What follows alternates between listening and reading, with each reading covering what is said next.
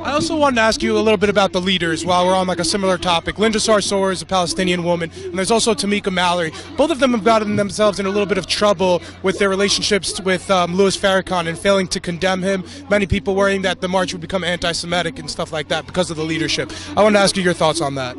Well, I know Linda Sarsour. I've known her since 9/11. She's a wonderful, passionate woman. I think it's a very complicated, I mean, what I understand is that actually, the counter march, which was organized by people who are concerned about anti-Semitism, it's really an attempt to divide women. Okay, but what about the failure of the failure to condemn somebody who's openly anti-Semitic, who's called the Jewish people rats and things like that before?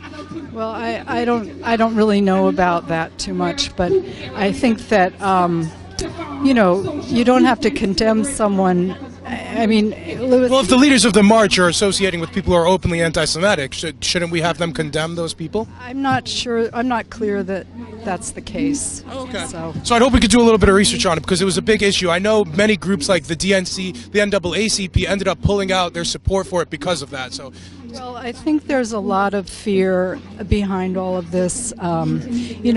People also say that if you are saying some of the things that I'm saying about Israel, that makes me anti-Semitic, and I'm absolutely... Not inherent. You aren't saying Jews are termites, though, and things like that were said about... so that's... I'm just saying. I want to put it in full context. Was there anything else you wanted to note? No, that's all. Thank you so much for your time. I really appreciate it. And I also want to ask, so some of the leaders and organizers of this march were Linda Sarsour and Tamika Mallory. I know some groups were nervous because they had some connections to some anti-Semitic leaders. It caused people like the DNC to pull out, the NAACP to pull out. I wonder, do you have any concerns of the connection there? I do, but I also think that is part of the issue with a lot of kind of the movement in general. If we could all just kind of step aside with our differences and really root for the commonality in all that we see right about the movement. Yeah. So we have a lot of different women of different politics. So we have pro-life women, we have Jewish women. Yeah. Do you think this is an all-inclusive march for those groups of women too? I think, yes. I think, yeah, it really is, yeah. I want to ask you about the leadership of the march. I know there was some pushback, and I know some big groups withdrew support for the march, including the NAACP, the DNC, people like Debbie Wasserman Schultz. So I wanted to ask you about that narrative going on around here. Coalition work is very hard, yes, and dividing people always benefits the enemies of their work. And so it's very human to have splits, and it's very human for people to have disagreements.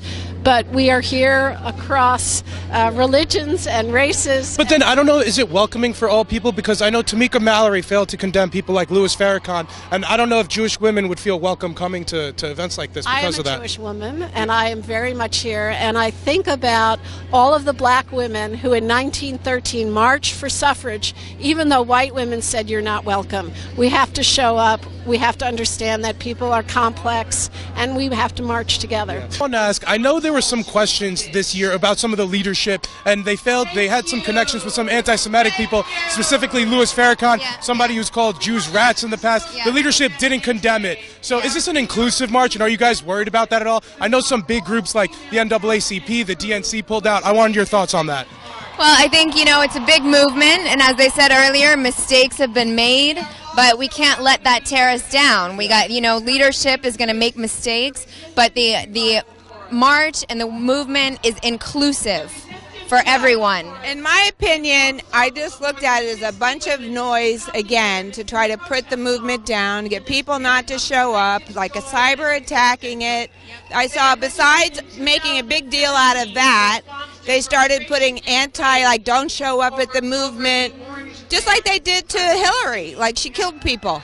So I just ignore the noise and show up. I'm wondering if it's all inclusive, because I actually was at the March for Life event yesterday, and I spoke to the women there, and they said they wouldn't feel included here, the pro-life women. And I know some Jewish women who also didn't feel included because of people in the leadership. Is this inclusive of all women? So is it a women's march, or has it become more specific and doesn't include all groups of women? I think right now it's not inclusive, or it's not as inclusive as I would like to see it. And I I want this to be a women's march for pro-life women, for Jewish women. For women, period. Exactly. I also want to ask, I know there was some drama surrounding this year's march because some of the leaders were associated and failed to condemn people that they were friends with or had some sort of relationship with, specifically Louis Farrakhan, and they didn't condemn him. A lot of people withdrew support from the march because of that. Some notable mentions is like the DNC and groups like that. So I wanted to ask you guys about that and how that affects, your guys' choice to come to the march anyway. Well, what I think is really important is that though there is conflict brewing, that we show up to a march in the first place.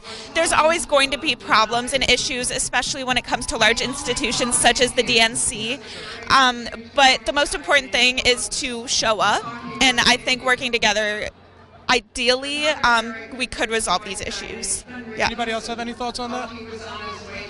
I think with any large group or community of people, there's always going to be those like different subgroups and well, it's like the leadership, right? Because it's people like Linda Sarsour, Tamika Mallory, and people like that who are closely associated with Louis Farrakhan and then didn't condemn him. So they're still the leaders. The marches are still happening.